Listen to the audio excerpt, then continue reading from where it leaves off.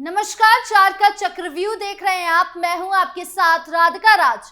आज चार के चक्रव्यूह में सबसे पहले बात होगी संभल में होली पर चल रहे विवाद की।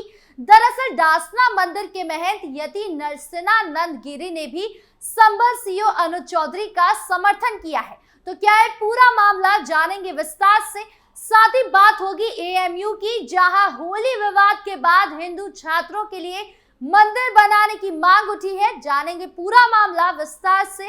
फिर बात होगी यूपी बीजेपी कैबिनेट की, जहां योगी कैबिनेट में विस्तार के आसार के बीच भारतीय जनता पार्टी के नेता हर जुगत आजमा रहे हैं। कैबिनेट में मौजूद और जगह पाने की चाहत रखने वाले अपने हिसाब से अनोखी कोशिश कर रहे हैं। तो क्या कुछ चल रहा है योगी कैबिनेट में, जानेंगे विस्तार से। और आखिर में बात होगी एनकाउंटर की। आगरा से एनकाउंटर की खबर सामने आ रही है, जहां पुलिस के साथ बदमाशों की मुठभेड़ हुई, जिसके एक बदमाश को गोली लगी और 2 गिरफ्तार हो गए। तो क्या है पूरा मामला, जानेंगे विस्तार से। तो चलिए शुरू करते हैं चार का चक्रव्यूह।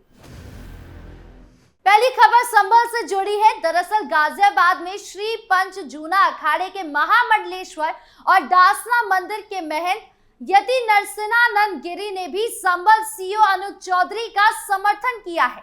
महंत यति नरसिंहानंद गिरी ने इसके साथ ही उत्तर प्रदेश के मुख्यमंत्री योगी आदित्यनाथ की भी तारीफ की और कहा कि योगी जी जल्द ही देश के प्रधानमंत्री बने और ये देश सनातन वैदिक राष्ट्र बने। महंत यति नरसिंहानंद गिरी ने संभल सीओ अनुज चौधरी के बयान का समर्थन करते हुए कहा कि संभल के सीओ अनुज चौधरी ने कुछ गलत नहीं कहा है। उसने यही तो लोगों को निवेदन किया है कि आप लोगों का जुम्मा साल में 52 बार आता है और होली तो साल में 1 बार आती है।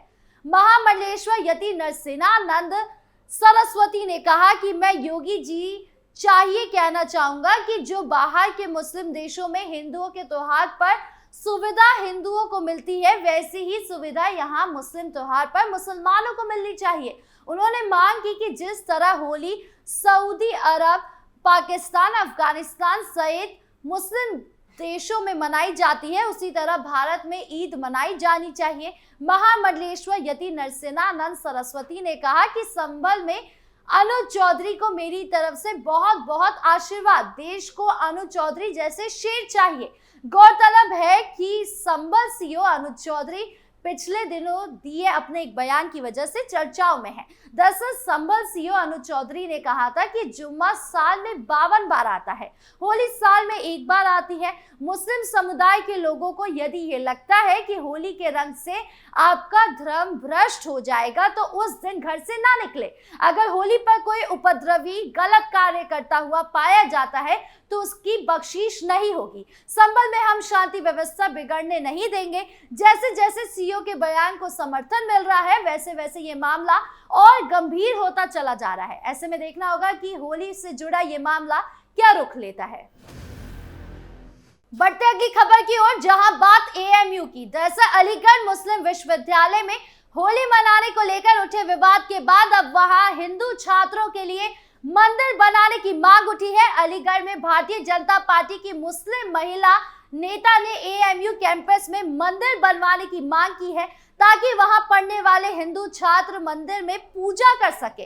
रूबी का कहना है कि इससे सांप्रदायिक सौहार्द बढ़ेगा। रूबी ने इसके लिए प्रधानमंत्री नरेंद्र मोदी, मुख्यमंत्री योगी को एक पत्र लिखा है।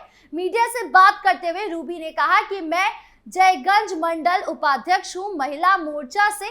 मैंने माननीय प्रधानमंत्री जी और मुख्यमंत्री जी को पत्र लिखा है। मैं सबसे पहले माननीय सांसद सतीश गौतम जी का शुक्रिया अदा करना चाहूंगी। उन्होंने यूनिवर्सिटी जैसी जगह में हिंदू भाइयों को होली खेलने की इजाजत दी। हिंदू भाइयों को भी त्योहार मनाने का पूरा हक है। मैंने पत्र में यही लिखा है कि वहां एक मंदिर बनाया जाए।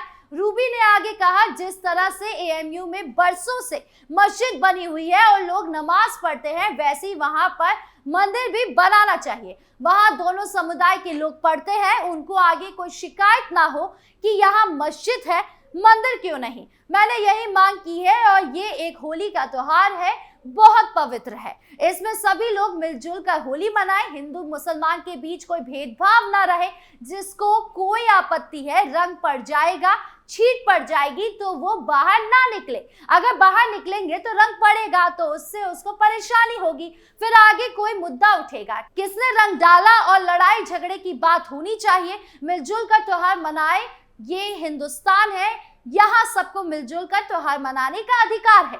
वहां मंदिर बन जाएगा तो अच्छी बात हो जाएगी कि कोई झगड़ा नहीं होगा, उधर नमाज पढ़ेंगे और इधर पूजा अर्चना होगी, इसमें कोई परेशानी नहीं होगी। मैं सबसे पहले वहां पूजा पाठ करने जाऊंगी यदि मंदिर बन जाएगा। भगवान और अल्लाह एक ही है। अगर कोई नमाज पढ़ रहे हैं तो वहां भगवान को जा रही है और पूजा को करेंगे तो वो भी अल्लाह को ही जा रही है, कोई अलग नहीं है। हम लोगों की समझ है कि भगवान अल्लाह अलग अलग है, सब भेदभाव खत्म हो जाएगा। जो हमारे मुख्यमंत्री हैं वो किसी से भेदभाव नहीं रखते, हर किसी के लिए हर योजनाओं का लाभ देते हैं, कोई भेदभाव नहीं रखते। तो हम लोगों के दिल में क्यों भेदभाव है। इसीलिए मैं चाहती हूँ एएमयू में मंदिर हो। उधर रूबी आसिफ खान की बात का मुस्लिम स्कॉलर इफ्राहिम हुसैन ने भी समर्थन किया। उन्होंने कहा कि रूबी आसिफ खान ने ये जो मांग रखी है वो गैर मुस्लिम छात्रों के लिए सही है। यहाँ पर मुस्लिम समाज के लोगों के लिए धर्म के कई सारे केंद्र हैं, लेकिन उनका सही इस्तेमाल नहीं हो रहा है। यहाँ सिर्फ भ्रष्टाचार है। ऐसे में यदि हिंदू छात्रों का मंदिर बनता है तो वो सही रहेगा। अब एएमयू में मंदिर बनने की मांग पूरी होती है या नहीं, ये देखने वाली बात होगी। खबरों में आगे बढ़ते हैं, जहां बात यूपी बीजेपी कैबिनेट की। दरअसल उत्तर प्रदेश में भारतीय जनता पार्टी यानी बीजेपी नीत राष्ट्रीय जनतांत्रिक गठबंधन की सरकार की कैबिनेट विस्तार का दावा किया जा रहा है। इस बीच कई मंत्रियों के होश फाख्ता है। स्थिति यह है कि कई मंत्री अब भगवान की शरण में हैं। नेताओं ने कैबिनेट में अपनी जगह बचाने के लिए धार्मिक अनुष्ठान शुरू कर दिया है। इतना ही नहीं, कुछ ने तो बाबा और ज्योतिषों को अपनी कुंडली भी दिखा दी है। वह अपने ग्रह नक्षत्र की स्थिति भी दिखवा रहे हैं।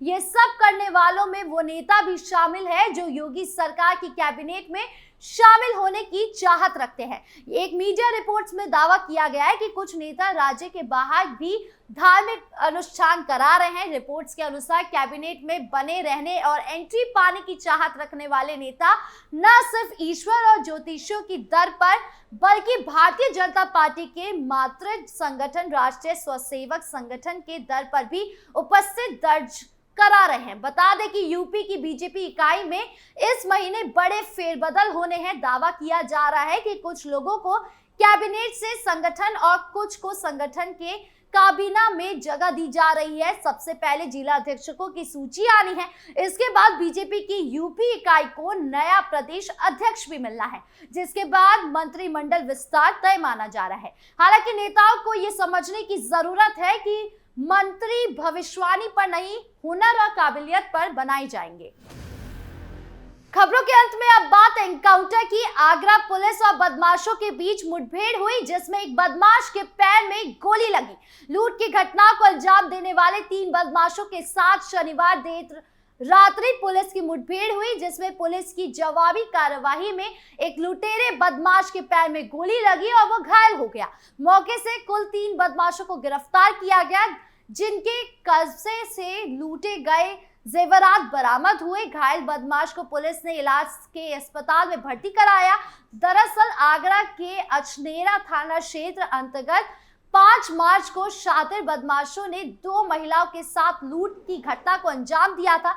बदमाश 2 महिला से सोने के जेवरात लूट कर फरार हो गए थे। इससे क्षेत्र में दहशत का माहौल बन गया था। लूट की घटना को अंजाम देकर फरार हुए बदमाशों की तलाश में पुलिस लगातार जुटी हुई थी। शनिवार देर रात्रि चौकी बयारा क्षेत्र में प्रतिदिन की भांति बैरियर लगाकर पुलिस चेकिंग चल रही थी। तभी 2 अपाचे बाइक पर 3 लोग आते हुए नजर आए। पुलिस ने बाइक सवारों को रोकने का प्रयास किया तो पुलिस टीम पर फायरिंग कर दी। जवाबी कार्रवाई करते हुए पुलिस टीम ने भी फायरिंग की, जिसमें एक बदमाश दीपक के पैर में गोली लगी, जिससे वो घायल हो गया। बाकी 2 बदमाश मौके से गिरफ्तार हुए। आपके इस मामले पर क्या राय है, कमेंट बॉक्स में जरूर बताएं। 4 के चक्रव्यूह में आज खबरों का सिलसिला यहीं खत्म करते हैं। कल फिर मिलेंगे आपसे नई खबरों के साथ। वीडियो अच्छी लगी हो तो लाइक शेयर करें, चैनल को सब्सक्राइब करना ना भूलें और देश की तमाम बड़ी खबरों से जुड़े रहने के लिए देखिए कैपिटल टीवी उत्तर प्रदेश। नमस्कार।